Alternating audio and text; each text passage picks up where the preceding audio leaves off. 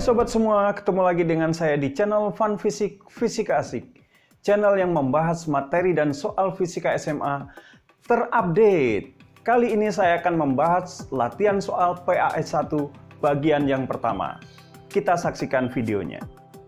Ya, soal nomor 1 kita punya sebuah batang seperti ini. A, B, C, D bekerja gaya F1, F2, F3, dan F4 seperti pada gambar ini. Pertanyaannya adalah nilai momen gaya terhadap titik A, ya. Jadi acuannya adalah titik A. Nah, momen gaya itu adalah sama dengan gaya dikali lengannya, ya. Nah, untuk F1 ini lengannya 0 karena apa? F1 itu melewati titik A. Jadi F1 ini tidak usah dihitung, ya. Jadi tinggallah F3, F2, dan F4. Kalau A sebagai sumbu rotasinya, maka dia akan berputar ini. Untuk yang F3 arahnya ke sana, ya, arah putarannya. Untuk F2 arahnya searah jarum jam. F4 juga searah jarum jam. Nah, karena kita hanya menghitung besarnya saja, maka yang searah jarum jam kita buat positif aja. Jadi yang berlawanan nanti negatif. Jadi momen gayanya, resultan momen gaya terhadap titik A, rumusnya adalah F2 kali L2 ditambah F4 kali L4 dikurangi F3 kali L3, ya, kali lengan 3. Jadi di sini kita anggap ini yang positif, yang ini negatif, ya, karena kita akan mencari besarnya saja. Nah, sehingga kalau kita masukkan angkanya di sini, resultan momen gaya terhadap A, ya, F2-nya itu adalah 4 Newton. L-nya dari A ke F2 itu jaraknya 2 meter, maka di sini kali 2. Ya. Ditambah F4-nya adalah 4 juga. Nah, L4 itu dari A sampai D ini adalah 2, 1, 3. Jadi di sini adalah 6, gitu ya. Dikurangi, nah F3-nya 5. 5 dikali jaraknya ini. Dari A ke C ini adalah 2 dan 1, berarti 3 ya. Kali 3. Nah, sehingga sama dengan di sini 8 ditambah 24 dikurangi 15. Ya.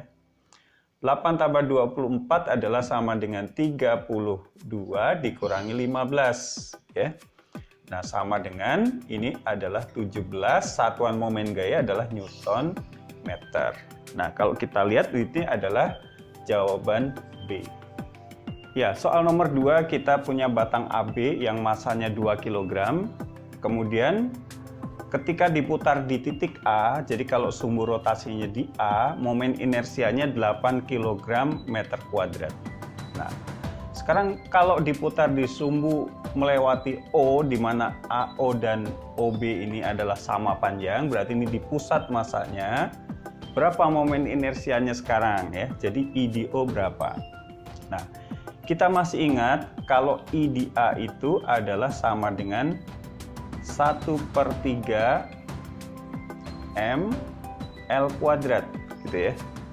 Sedangkan I di pusat massa, IO itu adalah sama dengan 1/12 M L kuadrat. Nah, ini sudah kita bahas pada saat membahas momen inersia. Nah, kita bandingkan saja di sini. IO dibandingkan IA misalkan. Sama dengan di sini 1/12 ML kuadrat dibagi 1/3 ML kuadrat. Nah, M-nya sama, L-nya sama, ya. Maka IO sama dengan 1/12 dikali 3/1 IA, gitu ya. Ini dibalik. Nah, 3/12 sama dengan 1/4. IA adalah sama dengan 8 kg meter kuadrat. Ya, sehingga hasilnya adalah sama dengan 2 kg meter kuadrat. Nah, ini jawaban nomor A. Ya, soal nomor 3 di sini ada 3 sebuah partikel identik, ya, berarti masanya M, ya, terletak pada titik-titik sudut sebuah segitiga siku-siku sama kaki. Nah, kemudian diputar pada sisi miringnya, ya, diputar. Di sini diputar pada sisi miringnya, ya. Nah, jadi kalau sumbu rotasinya adalah sisi miring, maka massa yang di sini tidak usah dihitung. Karena momen inersia itu kan sama dengan mR². Nah, kalau terletak pada sumbunya berarti R-nya 0. Jadi di sini tidak dihitung, jadi tinggal M yang itu. Nah, jaraknya berapa sekarang? Nah, kita buat garis tegak lurus di sini. Tegak lurus di sini berarti ini R, ya. Nah, karena ini sama kaki, ya, maka sudut di sini adalah 45 derajat.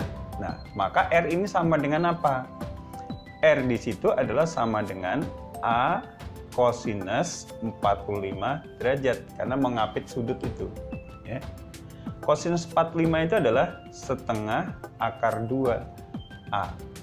Nah, sehingga momen inersianya berarti hanya M yang ini yang ada jaraknya terhadap sumbu rotasi, ya. Kalau M yang di sini dan di sini tidak dihitung karena R-nya 0, ya.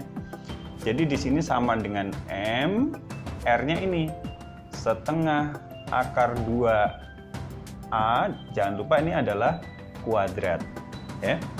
Hingga sama dengan M dikali 2/4, ya. Berarti ini adalah setengah A kuadrat, ya. Atau dapat dituliskan sebagai setengah MA kuadrat. Nah, ini adalah pilihan yang B, ya. Ya, baiklah, kita lanjutkan dengan soal nomor 4. Di sini sebuah katrol yang terbuat dari silinder homogen, ya, silinder pejal di sini, kemudian diberi beban M1 adalah M, M2-nya 3M, massa katrolnya adalah 2M, ya. Yang ditanyakan adalah berapa percepatan sudut dari katrol di sini, ya. Nah, kita bisa menghitung percepatan linearnya dulu. Jadi ini bergerak ke atas, ini ke bawah, rotasinya demikian, ya. Pertama kita cari A-nya dengan rumus cepatnya, yaitu apa? Nah, di sini adalah karena M2 lebih besar, maka di sini M2 min M1 kali G dibagi M1 tambah M2 ditambah setengah M, ya. Setengah M katrol. Nah, kita masukkan M2-nya adalah 3M. Dikurangi M1-nya M kali G dibagi dengan M tambah 3M ditambah setengah kali 2M, ya. Nah, sehingga kalau kita hitung di sini menjadi 2M dibagi, gitu ya. Ini 4M, di sini 1M berarti 5M. Nah, jangan lupa ini G, ya. Sehingga M-nya bisa hilang. Nah, sehingga kita dapatkan 2/5 G.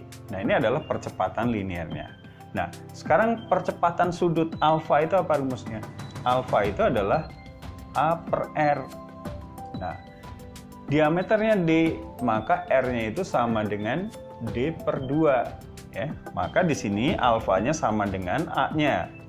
2/5 G dibagi dengan R-nya adalah D per 2. Ya. Nah, sehingga kita bisa dapatkan di sini adalah 2/5 G dikali 2 per D, ya, dibalik, ya. Sehingga hasilnya adalah sama dengan 4G per 5D. Ya, ini adalah alfanya, ya.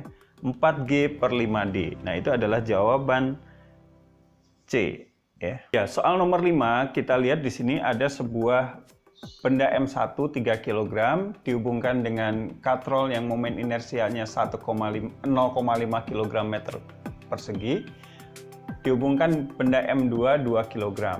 Nah, tentu saja benda M1 akan bergerak ke bawah, yang M2 bergerak ke kiri ya dengan percepatan A ya, percepatannya A.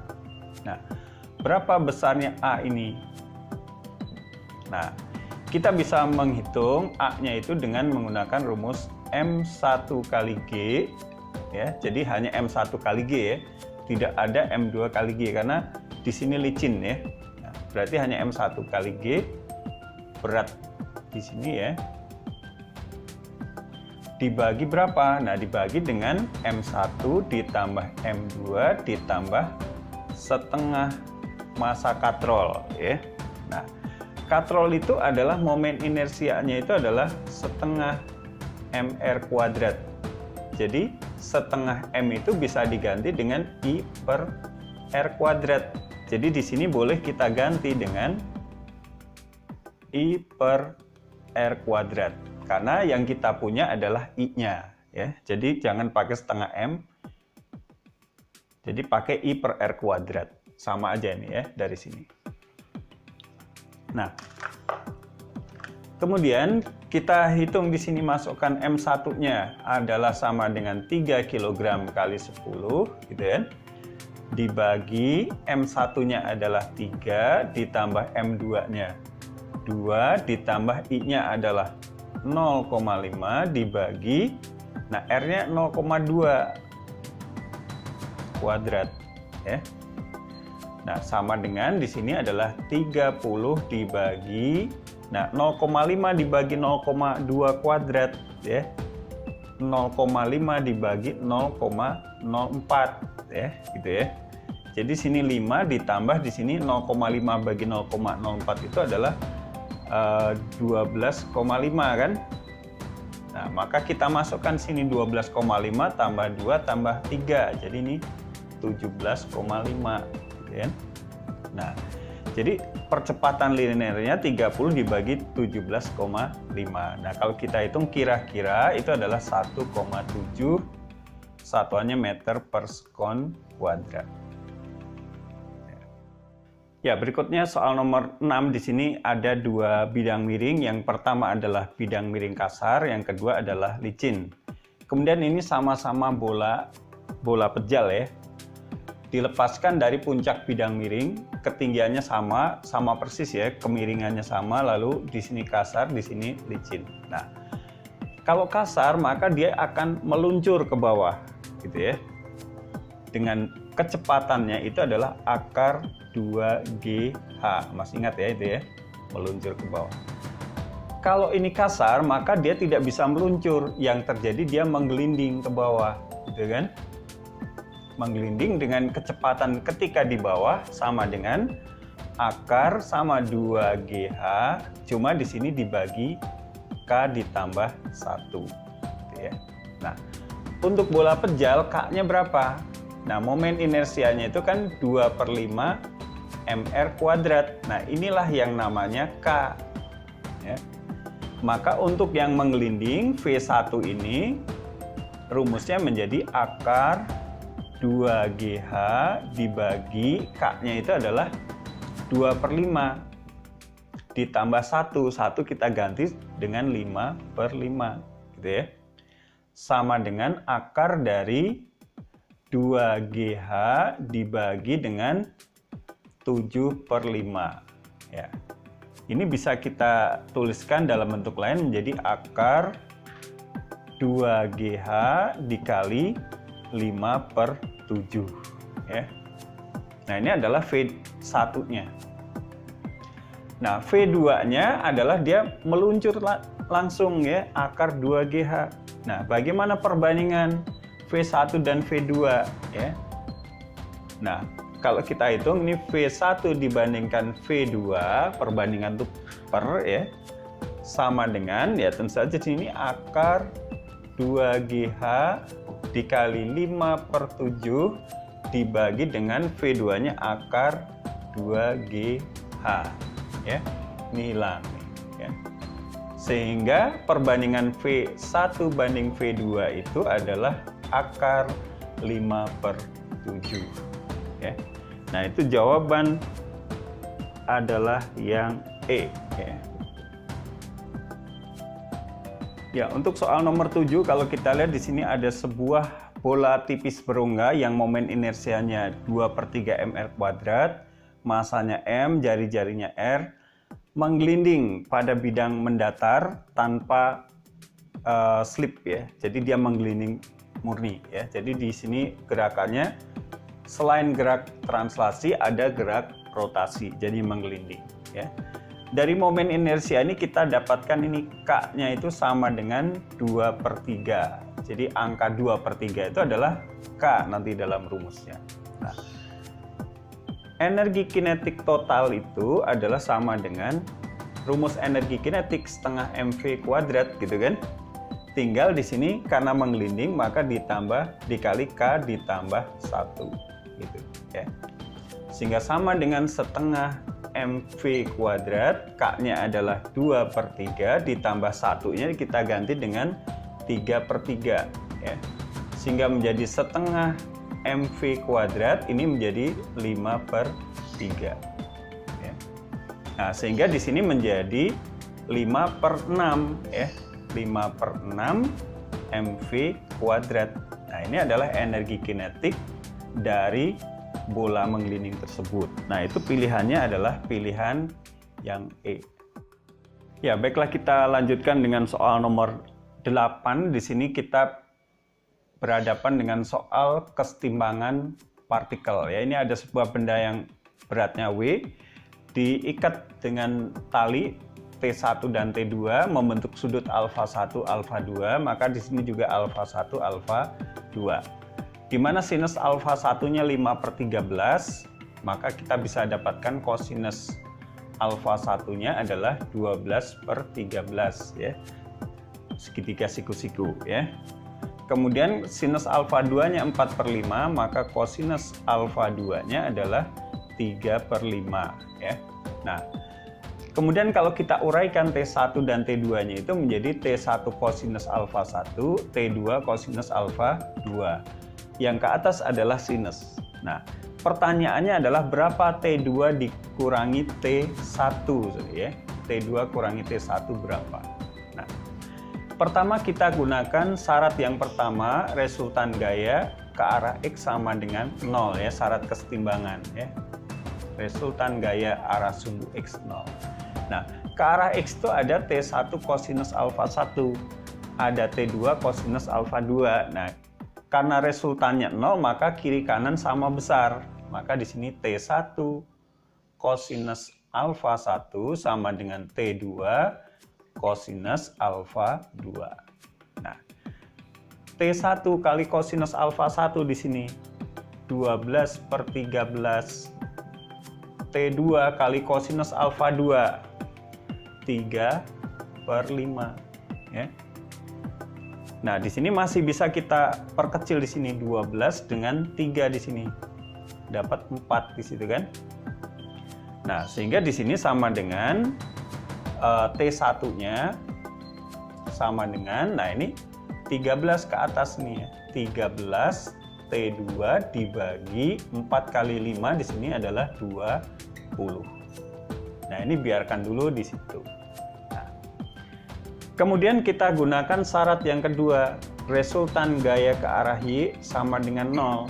Nah, ke arah Y itu ada yang ke atas T1 sinus alfa 1 dan T2 sinus alfa 2 yang sama dengan W. Gaya ke atas dan ke bawah sama besarnya ya. Nah, T1-nya kita ganti aja langsung dengan ini ya. 13 T2 per 20 kali sinus alfa 1-nya 5/13 ditambah T2 kali sinus alfa 2 ini 4/5 sama dengan W ya. Nah, 13-nya kita bisa hilangkan. Maka di sini menjadi 5T2 per 20 ditambah. Nah, ini kalau jadikan per 20 dikali 4. Kali 4 di sini jadi 16 T2 per 20 sama dengan W ya. Kalau kita tambahkan 16 tambah 5 adalah 21 T2 per 20 sama dengan W. maka T2-nya sama dengan 20W per 21. Ini adalah T2-nya. Kembali ke T1 sekarang. T1-nya berapa? Nah, itu ya. 13 per 20 kali T2. T2-nya adalah 20W per 21, gitu kan? Nah, 20-nya kita bisa hilangkan di sini, ya. Sehingga T1-nya dapatlah 13W per 21. Nah, sekarang kita gunakan ini T1 dan T2 untuk menghitung ini, ya. Sehingga T2 dikurangi T1 sama dengan ya 20W per 21 dikurangi 13W per 21. Nah, angkanya jadi bagus nih. 7W per 21. Ya. Dibagi 7 adalah sama dengan W per 3. Jadi T2 kurangi T1-nya adalah W per 3. Dan itu pilihan yang C, ya.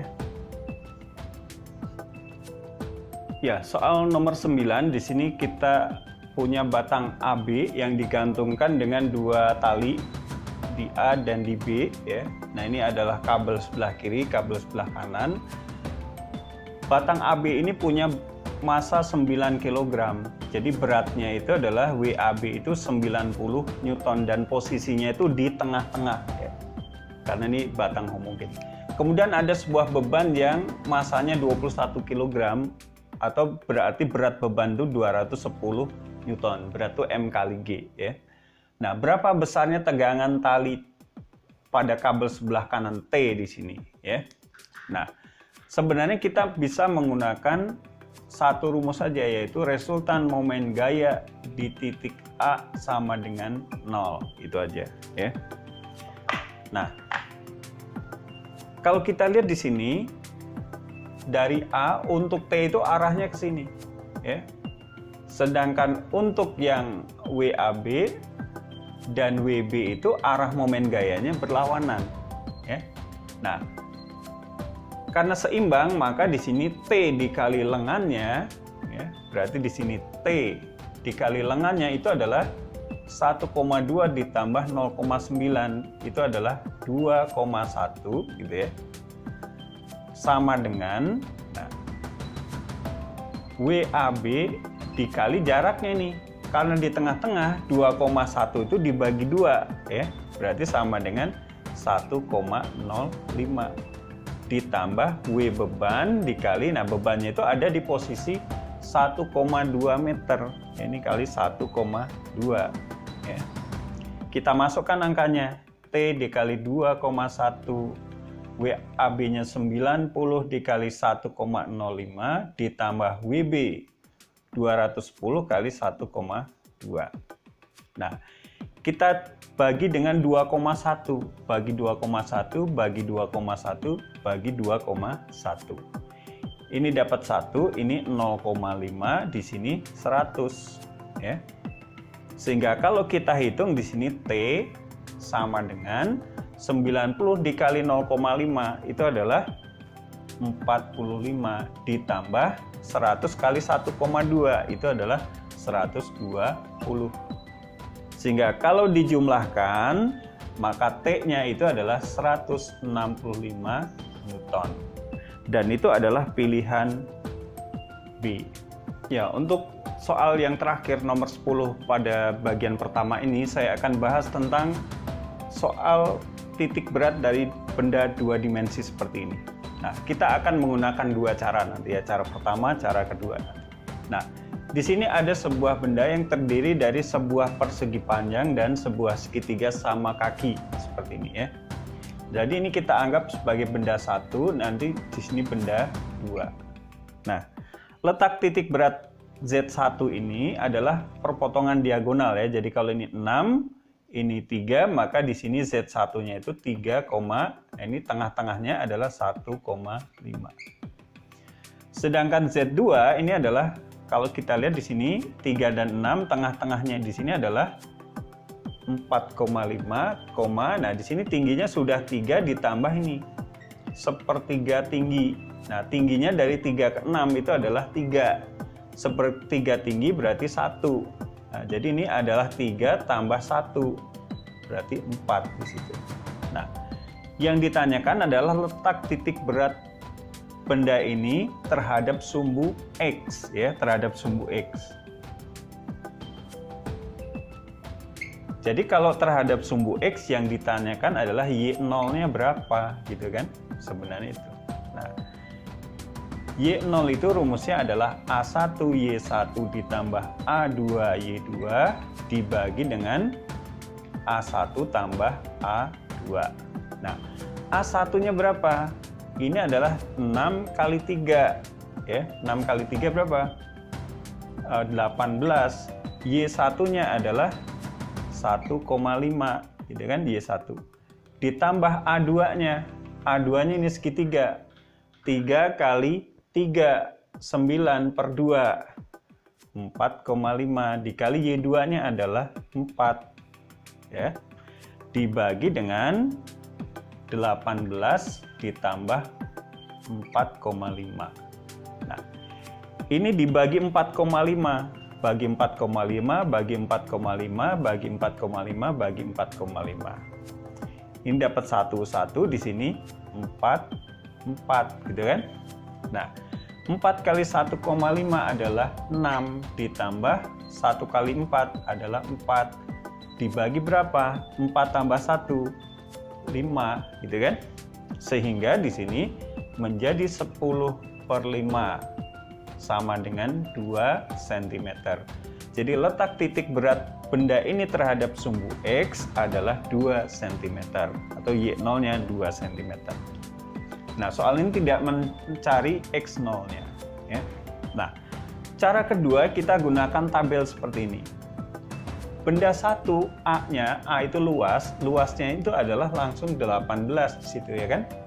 6 kali 3. Nah, kemudian luas yang kedua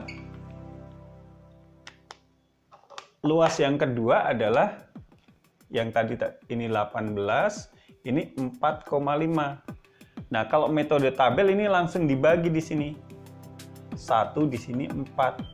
Sehingga kalau kita jumlahkan 4 dan 1 itu adalah 5, gitu ya. Y-nya berapa? Y1 1,5. Y2-nya 4, masukkan 4 ya. Tinggal kalikan 4 kali 1,5 6. 1 kali 4 4. Dijumlahkan di sini berapa? 10 ya kan? Nah, ini yang kita bagi. Jadi Y0-nya adalah 10/5 sama dengan 2 cm. Ya, kalian bisa pakai cara yang pertama atau cara yang kedua ini. Ya, baiklah, saya kira cukup sekian dulu video saya kali ini. Tunggu video-video saya berikutnya. Persiapan PAS semester 1 bagian yang berikutnya. Jangan lupa like, komen, subscribe, dan share kepada teman-teman kalian agar video saya berguna buat pendidikan di Indonesia. Salam fun fisika.